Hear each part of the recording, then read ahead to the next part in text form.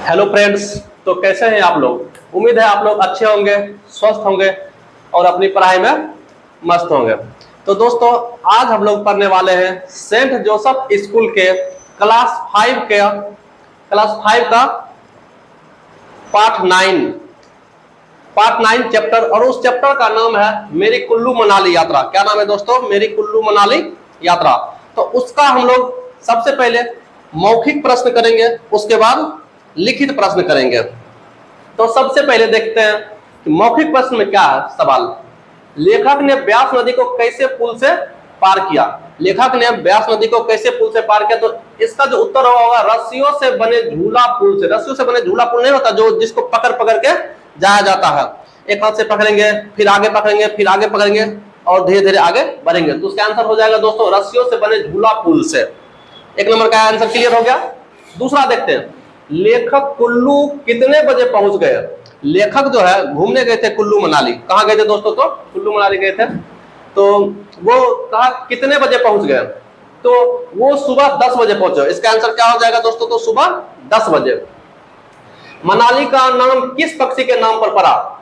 वो जो कुल्लू मनाली है उसका नाम किस पक्षी के नाम पर पड़ा? तो मोनाल पक्षी के नाम पर पड़ा। किसके नाम पर पड़ा है? तो मोनाल पक्षी के नाम पर पड़ा है। उसके बाद है क्वेश्चन नंबर 4, लेखक मनाली क्यों गया था? लेखक जो है मनाली क्यों गया था? तो लेखक प्राकृतिक सुंदरता देखने और घूमने के लिए गया था। लेखक जो है वो कहां गए थे? तो मनाली गए थे। कुल्लू मनाली जो कि हिमाचल प्रदेश में है, वो गए थे प्राकृतिक सुंदरता देखने और घूमने के लिए। तो इसमें 4 ही मौखिक प्रश्न थे जो चारों हम लोगों ने कर लिया। अब हम लोग देखेंगे लिखित प्रश्न। दोस्तों, लिखित प्रश्न में कम से कम 2 या 3 नंबर का सवाल आता है। तो ये तो 1 नंबर का रहेगा या 2 नंबर का देगा तो 2 नंबर और अच्छा है। बच्चों, इसका एक शब्द में ही आंसर मिल जाएगा। लेकिन जब हम लोग लिखित प्रश्न का आंसर देते हैं, उत्तर देते हैं, तो हम लोगों को थोड़ा सा लॉन्ग लिखना पड़ता है। और लॉन्ग लिखने में क्या होगा कि कम से कम 5 नंबर या तो 3 नंबर का सवाल आएगा और वो आपको पूरा मिलेगा। तो सबसे पहला क्वेश्चन है कि हम कैसे कह सकते हैं कि कुल्लू प्राचीन हिंदू सभ्यता का पालना है? कुल्लू प्राचीन हिंदू सभ्यता का पालना मतलब कुल्लू में जो है हिंदू लोग प्राचीन सभ्यता से रहते आ रहे हैं, ये हम कैसे कर सकते हैं? तो इसका आंसर होगा दोस्तों, कुल्लू में अनेक प्राचीन मंदिर, प्राचीन मतलब बहुत पुराने पुराने मंदिर, धार्मिक स्थल जो होता है कि किसी भी भगवान का मंदिर होगा या कोई कुछ भी बना रखा उसको बहुत पुराना हो गया तो उसको देखने के लिए जो धर्म से जुड़ा उसको धार्मिक स्थल कहते हैं। और हिंदू संस्कृति जो हमारी सभ्यता और संस्कृति है उससे जुड़ी परंपराएं आज भी सुरक्षित है, इसीलिए कुल्लू प्राचीन हिंदू सभ्यता का पालना कहलाता है या पालना है। फिर से एक बार इसको देखते हैं, कुल्लू में अनेक प्राचीन मंदिर, धार्मिक स्थल और हिंदू संस्कृति से जुड़ी परंपराएं आज भी सुरक्षित है, इसीलिए कुल्लू प्राचीन हिंदू सभ्यता का पालना कहलाता है। तो पहला क्वेश्चन क्लियर होगा दोस्तों। ये कम से कम 3 नंबर या 5 नंबर में पूछे जाएंगे आपसे, तो आपको इसको अच्छे से देखना है, अच्छे से याद कर लेना। बस इतना तो आसान है, एक बार पढ़िएगा याद हो ही जाएगा। जैसे इसको याद करना एक बार में, ये भी हो जाएगा, बस 1 से 2 बार कीजिए हो जाएगा। क्या?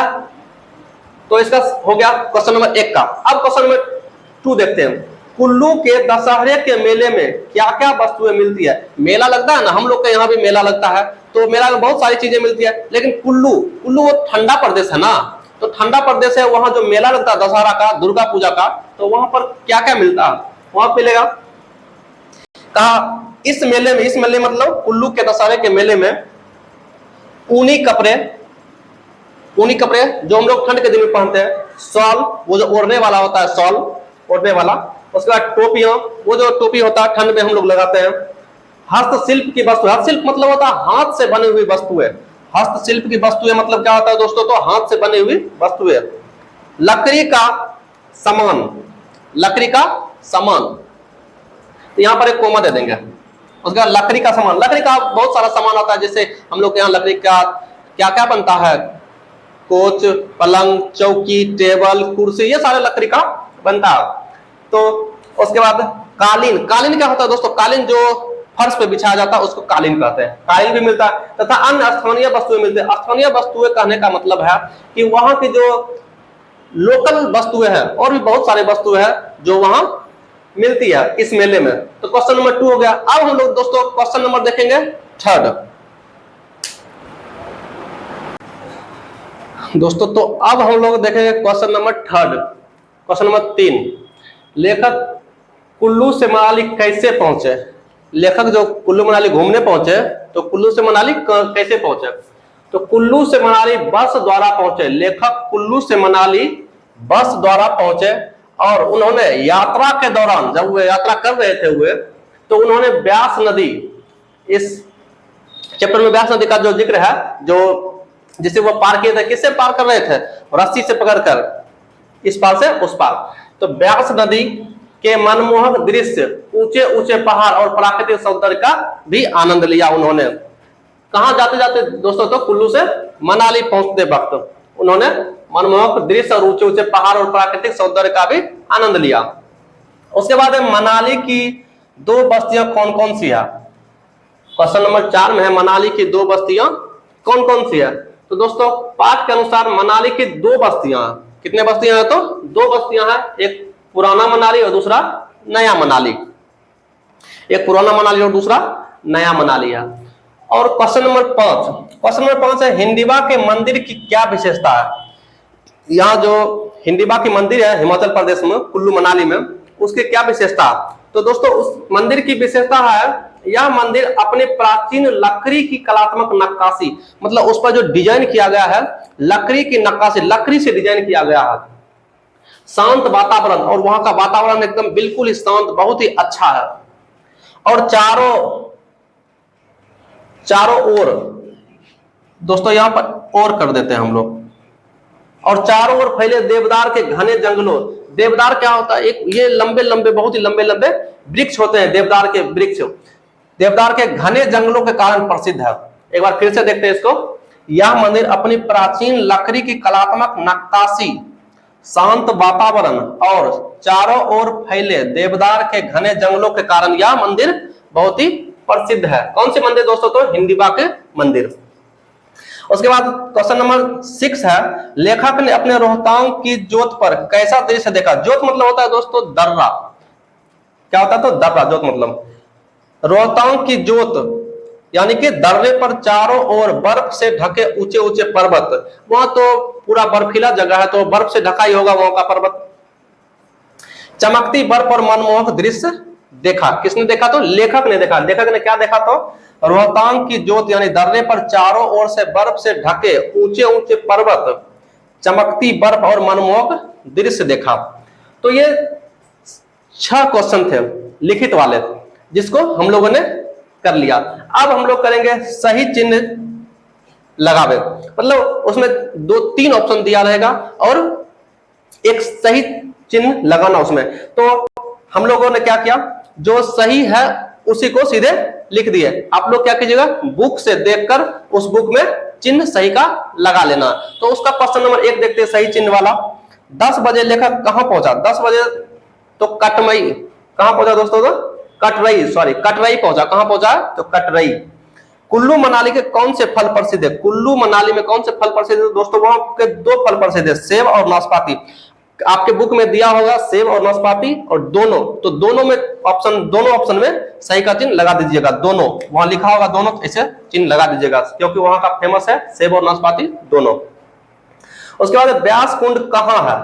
व्यास कुंड कहां? तो व्यास कुंड जो है दोस्तों तो रोहतांग की जोत पर। वहां 3 ऑप्शन दिए होंगे, जिसमें एक लिखा होगा रोहतांग की जोत पर, तो उस ऑप्शन को आप टिक कर दीजिएगा, सही का निशान। हिंडिबा देवी का मंदिर किससे बना है? तो दोस्तों अभी तुरंत हम लोगों ने ऊपर ही पढ़ा कि हिंडिबा देवी का जो मंदिर लकड़ी के कलात्मक नक्काशी से बना, यानी कि लकड़ी से बना। किससे बना? तो लकड़ी से बना।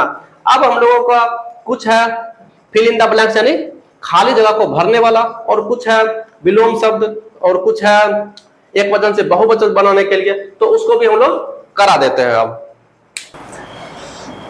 तो दोस्तों अब क्या है? अब रिक्त स्थान को भरे। बस 3 है रिक्त स्थान, यानी खाली जगह को भरने वाला, जिसमें रोहतांग का मार्ग डैश है, तो हम लोगों को उसमें भरना है किताब से ढूंढकर। तो उसका होगा रोहतांग का मार्ग घुमावदार एवं कठिन है। ये एक दर्रे का जगह है। दर्रा मतलब कि पहाड़ के बीच का एक पतला सा छोटा छोटा रास्ता होता है जिसको हम लोग दर्रा कहते हैं, और उसमें वो रोहतांग एक दर्रा है और उसका जो रास्ता है मार्ग का रास्ता घुमावदार एवं कठिन है। उसके बाद डैश में गर्म पानी का कुंड है। डैश में गर्म पानी का कुंड है तो हमने यहाँ भर रखा है हम लोगों ने कि क्या है कि मणिकर्ण, उस जिसमें गर्म पानी का कुंड है, क्या है, मणिकर्ण में गर्म पानी का कुंड है। तीसरा है कुल्लू में हम डैश में ठहरे, तो कुल्लू में हम डाक बंगले में ठहरे। कहां पर ठहरे? तो डाक बंगले में ठहरे। अब कुछ विलोम शब्द है और कुछ वचन में बदलने के। सबसे पहले हम लोग देखेंगे विलोम शब्द। प्राचीन का हो जाएगा आधुनिक, अधिक का हो जाएगा कम, ऊपर का हो जाएगा नीचे, लाभदायक का हानिकारक, आरंभ का विलोम हो जाएगा अंत, और दिन का विलोम हो जाएगा दोस्तों रात। उसके बाद है वचन बदलो। वचन बदलो मतलब एक वचन से बहुवचन है, बहुवचन है तो एक वचन में बदलना है उसको। तो क्या है? टोपियां। टोपियां मतलब बहुत सारी टोपियां, तो उसको क्या करेंगे? एक वचन में बदल देंगे, क्या हो जाएगा? टोपी। उसी तरह सेब। सेब है एक वचन, तो इसको बदलेंगे बहुवचन में हो जाएगा सेबो। रथो। रथो ये बहुवचन में है तो इसको बदलेंगे दोस्तों किसमें? एक वचन में बदलेंगे, हो जाएगा रथ। उसके बाद पक्षी। पक्षी एक वचन में है तो उसको बदलेंगे, हो जाएगा बहुवचन, हो जाएगा पक्षियों। देवी एक वचन में है, इसको बदलेंगे, हो जाएगा देवियों। उसके बाद है बंगलो। बंगलो मतलब बहुत सारा बंगला, इसको बदलेंगे एक वचन में, हो जाएगा बंगला। तो दोस्तों इस तरह क्लास 5 का चैप्टर नंबर 9 जो है मेरी कुल्लू मनाली यात्रा यहां पर समाप्त होता है। और आप लोग इसको अच्छे से, मुश्किल से 10 मिनट या 12 मिनट का वीडियो है, और इसको अच्छे से आप लोग एक बार पढ़िएगा, खत्म हो जाएगा, याद हो जाएगा। और बहुत ही आसान भाषा में है, इसको आसान करना, याद करना बहुत ही ज्यादा आसान है। इसलिए अब 9 चैप्टर खत्म हो गया। अब चैप्टर नंबर 10 लेकर आएंगे अगले वीडियो में। Thank you, have a nice day.